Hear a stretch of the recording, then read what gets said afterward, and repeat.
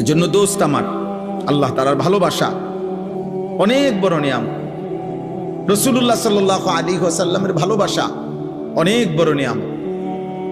এক সাহাবী, সহজ সরল সাহাবী, একদিন নবীজিকে জিজ্ঞেস করছে, ইয়া রাসূলুল্লাহ মাতা সাআ, কিয়ামত কোন দিন হবে? নবী সাল্লাল্লাহু আলাইহি সাল্লাম বললেন, ওমা আদাত্তা লাহা, যেদিনে হয় হবে, বাকি তোমার প্রস্তুতি কি?